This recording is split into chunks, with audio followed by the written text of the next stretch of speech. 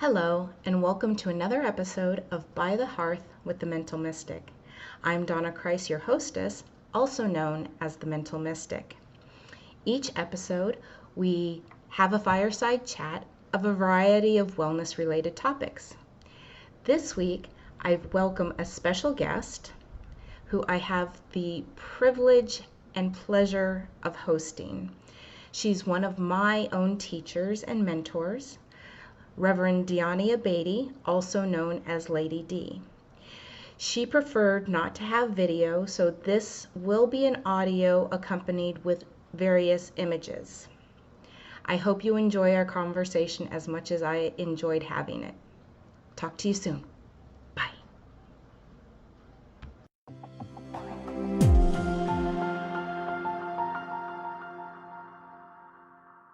It is my pleasure and my privilege to have on the show a woman who has had a huge impact on me and my life. She is one of my own teachers and mentors, and the lady I consider to be my spiritual mama. Reverend Diannia Baty, better known as Lady D, is an artist, teacher, speaker, and psychic medium. She is a published author of the book Spirit Letters, a collection of letters she wrote to God and the messages and guidance she received as a result. As a spiritual life coach, she works with people from all walks of life who want knowledge and understanding of self, the universe, and God in a powerful way. Welcome to the Hearth, Mama. Wow. I have goosebumps. You just call me Mama D. That makes Mama it D. easy. Okay. Mama D. That's what Mama you called D. me for a while. That's your nickname for me, and I think we should honor it. Okay. In January, January of this year, we had the Step into the New Energy Summit. And at the time, I felt a lot of intuitive mixed signals as to what this year was supposed to hold for us. I got the feeling that it was supposed to be an awesome, amazing year, but that there were a lot of challenges coming up with it, behind it. So I now know why. It's for many, it's a tragedy, but it's also an opportunity. So as I mentioned, Mama D is a psychic medium. In fact, she's a multi-generational psychic. And if you could, I would like or invite you to share what you're getting at this time as you know to what? How much time we got? I've been on 37 we have all the years time that we now. need. I've been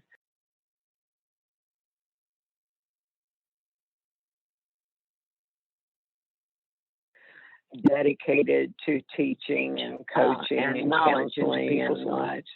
Just basically helping. I've seen many changes. Light.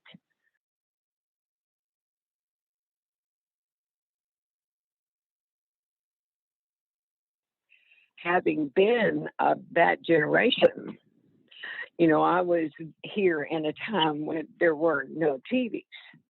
Mm-hmm. I think I was 8 years old, 7, 8 years old, something like that, when I saw my first TV set, black and white screen. Look where we are today. Oh, yes. And such a brief period of time. We rocketed from me as a child, having never seen TV, to large flat screen TVs hanging on the wall like a painting. Yeah. Wow. Amazing. So technology and I just, you know, wow, the technology has zoomed forward. What happened is it went forward too fast. Mm-hmm. Way too fast. The knowledge base is out there, so things are being invented, improved, and so forth constantly. What you may have learned 5 years ago about the internet is already 5-year-old children holding a cell phone, texting. Mm-hmm. It, you know, really. What? Yeah. You know, I was still learning my 1, 2, 3 ABCs. Mm-hmm. Just everything. And so I'm gonna put this. it's like an autocorrect. This is like, we get autocorrection when we're texting someone and it's trying to spell out a word. We're not trying to spell out that word. Mm-hmm. So it autocorrects us. And no, this is what you mean, right? All right, you see where I'm going with this. So what's going on is this is a global, universal. Yes, I do. So, indeed.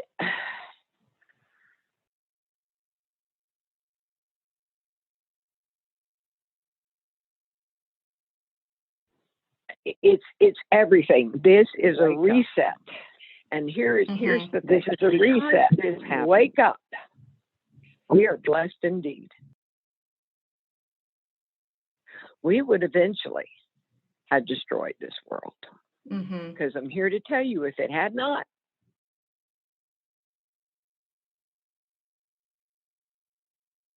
so we are being made to look at many things. Our abundance, our inhumanity to man, the way we treat animals, the way we strip the land, the way we disconnect. We have been disconnected from each other for so long. It is sad when there's people living in one household and one person texts another from a different room in the house. What? Don't let's stop and take a look at ourselves. And parents were letting technology take over their children's minds while they were all involved in what they were doing. Disconnect. Now we are being forced to stay at home with each other 24/7. So we are being forced to take a look at each other and reconnect as individuals, as families, as nations, indeed as the world. The world is turning. The world is, if you want to call this a flu, call it the world flu. The planet became seriously ill. And it's a symptom. We were the virus. We're the virus. We are the virus. Not necessarily on a medical plane, but spiritually, mentally, emotionally, morally, we became the virus. We're the virus, and I don't care who you are in this world. If you are what you are, if you live and you breathe, you're going to be affected by this on all fronts. So then consider, but this is like major and people are dying and it happens. This is massive. Really, 100% of us are going to die. So get over it.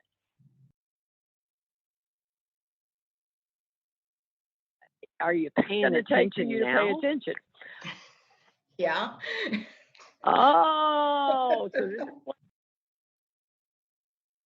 while this earth resets and this universe resets and our spirits and our souls are being given a chance to reset right along with it.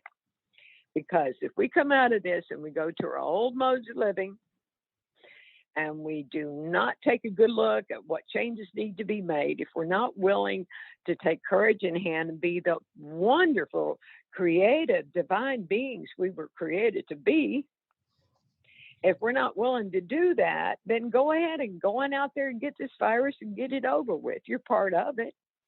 We need to stand differently in this world.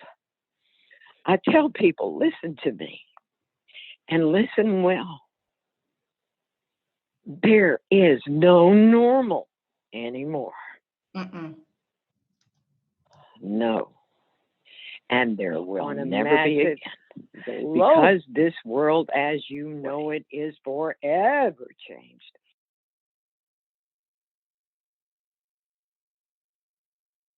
not just in a little spot over here. Oh, it's so easy to see that this country or that country was hit with a tsunami, and oh, what a terrible, horrible thing it was, and all the people that died and all the damage.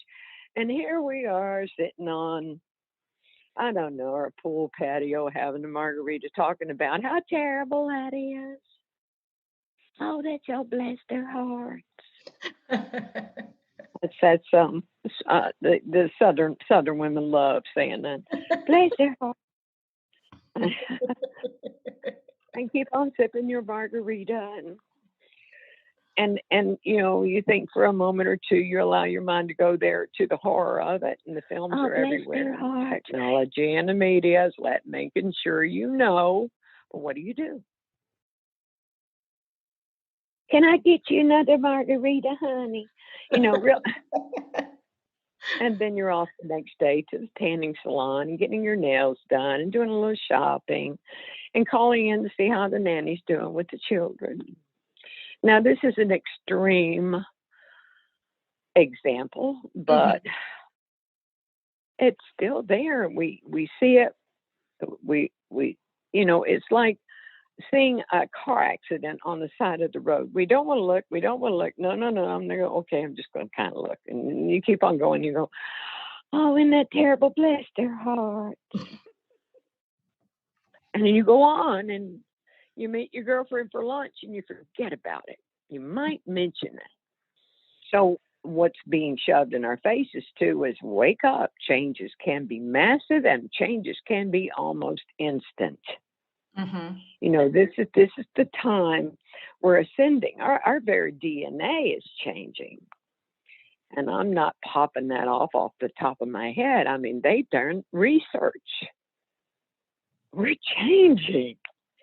But so we need to honor what these changes are all about. They're to strengthen us and make us the heaven on earth that it's supposed to be. Everybody talks about, oh, well, they're in heaven now. This is heaven. But we can make it hell. So we need to recreate that utopia again. You want to honor what God is. And boy, that's a subject for another time. Yeah. But if you want to honor that energy, if you want to honor that power, if you want to really amp up your game, then follow the light. Follow the light. There are extreme circumstances, so I can't lump everything together, but we all know right from wrong. Instinctively, we know it on a spiritual level. Our soul knows. Our soul knows. So, however we justify anything in our life, we need to just go a little bit deeper to the higher self and let the soul tell us, you don't want to go there. No, think twice before you say that. We hear that voice. We need to honor it more and more and more. I talked with a woman recently that had gotten into the habit of making snarky comments and kind of poking at someone in a disrespectful manner when she was answering him or asking him questions. And she was just, I just don't know what to do to him. I like to look at the human condition for what it is and, hopefully help someone to open their own eyes. Because when you open your own eyes and no one has to force them open for you, it has more impact. So I said to her,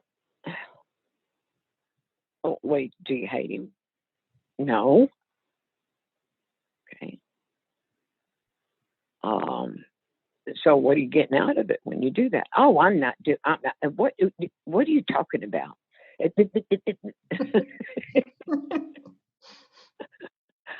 And I said, well, you wouldn't do it if you weren't getting some kind of reward. That is what? And, she just started like stumbling over her own words. And I said, think about it.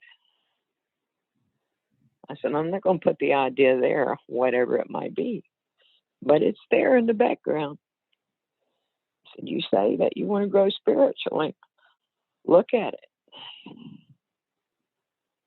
And from that, she went, oh my God. I went, yes, she got it. She got it. And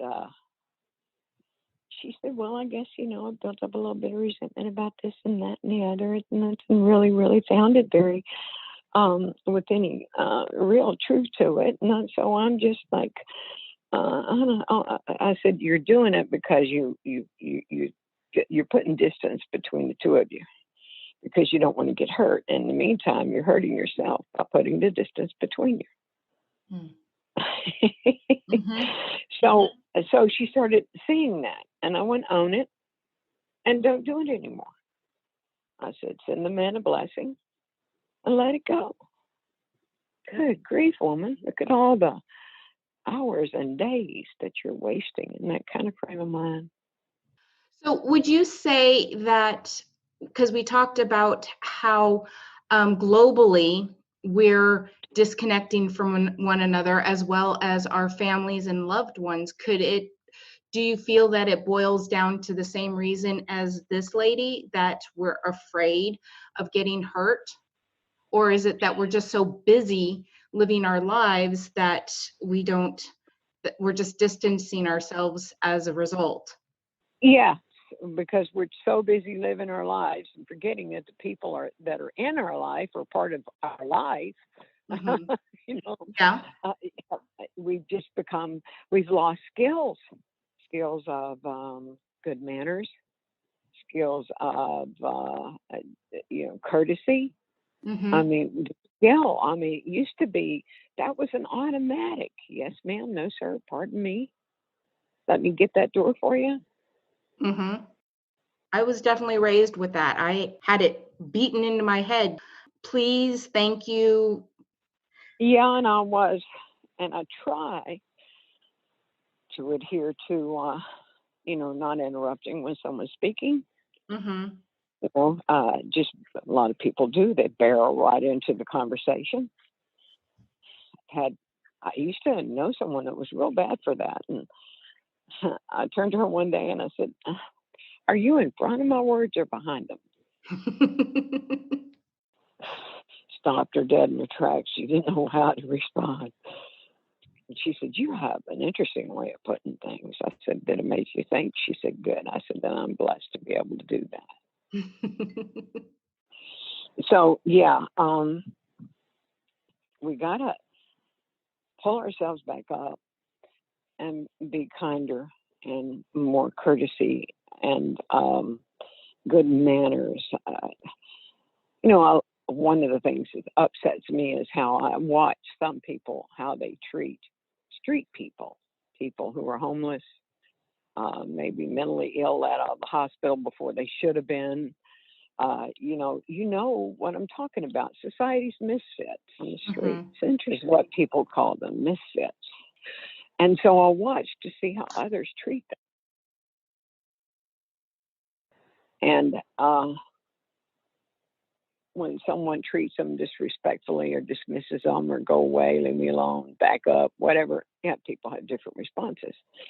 Then I just send those people a blessing as they go on their way. And then the ones that stop, put $1 in their hat, or I've seen people come back with hamburgers and fries to feed them with. This is the world we need to get back to. I mean, our numbers are off. If we were sitting on, let's pretend that our spirit, our soul, mm-hmm. With a lot of us was, sick. I mean, our life just is not working. And so we go to the soul doctor. and he draws some essence, and he comes back and he says, your numbers are off, way off. You need to make some changes.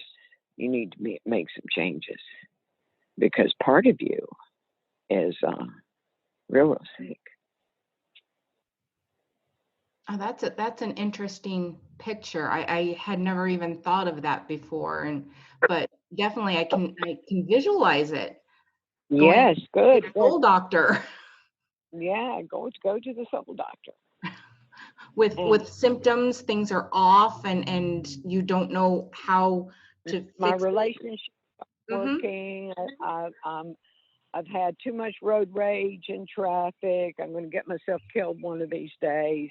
Whatever it might be, you know, I'm drinking too much. My life has no meaning. Whatever it might be, go soul doctor and see what he says. He's going to go, oh, you sick. You sick. The good news is you don't need to take a pharmaceutical for that. Not in the real sense. Pharmaceuticals, the tools, all that you need there are spiritual. Spiritual. Meditate, pray, practice gratitude. You know, just be the light you were meant to be, and start with yourself.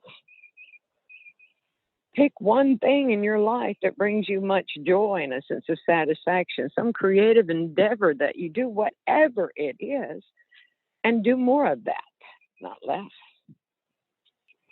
Spend a little bit more time with your family and your loved ones. Lay down the sword. Forgiveness. Lay it down. Just lay it down. I mean, when I hear that someone has had a problem with a relative or a loved one or a best friend or whatever, and they haven't spoken to each other in 25 years, like they're proud of it. Life is too short. It's like, you proud of that? No wonder your soul is sick. You follow me? So it takes some diligence, and it's daily. I mean, which one's going to win? The programmed human condition or the soul? Which one's going to be stronger? The spirit? The soul? That's you know, that's really what we are, because this is a bio bodysuit we have in order to allow us to live this life, to allow the soul, the spirit to be here. There's a reason we're here. And I think right now we're all being shown that that's what you need to honor. So this is a time of great change. And, you know, I'm feeling it every day. I'm feeling it. There is something going on out there to the magnetic pulse of the earth. That they're actually able to record right now. And I think, if I remember, it's called a Schumann response or Schumann resonance. And they're able to actually measure this, and when there's spikes and what's going on and how high up it went, and you know, all of that, that's all over the map right now. They used to have what they would call a normal line of resonance, and no, it's not that way anymore. Wow. Very, very rare. Yeah, and so I've been following that, and also when the resonance is real high, when it's peaking high, that's when people have more headaches and so forth. That's part of the earth trying to reground herself, to reset. It's all part of that. Yeah. So it does help. I'll have to look up a site for that and add it to the show notes. So. Yes, and there are some magnificent YouTube music things available that utilize the different hertz of tones in it, and the and they're very healing. Extremely. I do believe that's one of the waves of the future in healthcare, if we don't wind up destroying our asses first, is sound. Oh, sound healing. Yes, I have a friend who is a sound healing practitioner, and she's awesome. Sound and vibration. Mm-hmm. Have you ever stood in front of a really, really, really big speaker? Gotten real close to maybe a stage speaker, and they had the bass booming out of it. Uh-huh. You could feel the vibrations of that. Oh, yeah. And you can feel it. So it's kind of the same principle here, but different. Way, way different. And that's what's going on with the Schumann resonance. And it's just, and sometimes they record it and put it in the background of music for people on when it's resonating differently to affect us in a good way. And they'll put that in the background of music, and you can listen to that. And sound and vibration. Mm-hmm. And isn't that what's going on all the time? The atoms are constantly vibrating. But we're just not usually aware of it. Yeah. So I think these are things that we're supposed to evolve into understanding and utilizing and so forth. This is the new age in terms of how we develop intellectually and physically. Mm-hmm. This is it. Mm-hmm. And we're already seeing it. There's a signposts are everywhere. They're everywhere. You know, 3-year-old little dancing genius. Mm-hmm. I saw it. I'm like, this kid is 3, cannot be. And answering questions very clearly. I was probably still sucking my toes at 3. You know, good grief. You know, don't ask me to help you with your homework. Ain't happening. Yeah, a lot of us parents are finding that out right now. I know. It should be very humbling because it can be. And then, you know, having someone's child, it was a few years back, ask me what meditation was. He was like 6. Oh, wow. And I'm like, okay, how do I approach this? So I gave him a brief explanation of what it was. And then I told him to close his eyes and just listen. And I got him into a relaxed state, you know, and so forth. And children have great imagination, so they're prime for meditation. They really are. And I took him to a beautiful place for about 5 minutes. We went to this gorgeous place and had this wonderful experience. And I brought him up and out of it. And I said, so what do you think? And he said, about what? I went, what? I just took this kid into a meditation. About what? And I said, where we just went. And he went, oh. I said, did you enjoy that? Oh, yes. And I said, that's meditation. Oh, I like that. And I said, you can do it yourself anytime you want. So what's funny, his mother reported back to me sometime later how she has to make sure the house is quiet because her son is meditating. That's great. I know. I thought that was so cool. I said, film him. So I think you already mentioned these, but the tools that our listeners can use to get through this experience with as much grace and peace as possible. You mentioned meditating. I know that's one that you always used to get on me about. And praying and practicing gratitude. Anything? Yeah, those are the medications you need for a soul that's not quite well. Okay. So And journaling. I remember journaling too. Oh yeah, but journaling, you get a special notebook, hardback. Tell people don't get one of those little cheap composition books in the Dollar Tree. I said, get yourself something that has a hardback to it so the pages don't get messed up. And that is your journal. And you put the date up on the top and you just go with original thought. Mm-hmm. And if you can't think of anything else, write down 5 things you're grateful for right then and there. Mm-hmm. And that'll start. That starts the ball running. And it's in your face. You just wrote it down.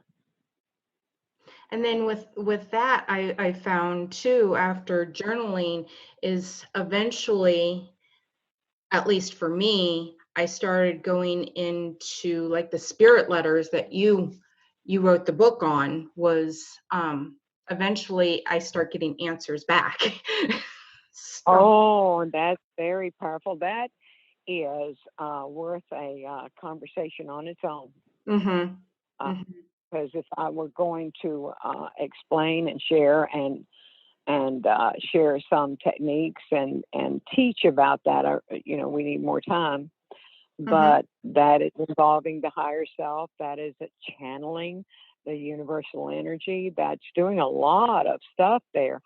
And oh yeah, that would be so good for so many people. Oh, definitely. All they gotta do, just gotta do it once or twice, and you're gonna go, wow. Ooh, I want to do more of that. Definitely. That's yeah. These are all designed to show you who the who is behind the who. Who's the who behind? Who is the who behind the who? This has been good. I've enjoyed it. I have too. If you're open to it, we'll have to do it again in the future. Oh yes, absolutely. I'm on board. Okay. I enjoyed it. Many blessings to you, my dear lady. You're welcome, honey. Thank you, and to you too. Goodbye, everybody. Bye-bye. Thank you.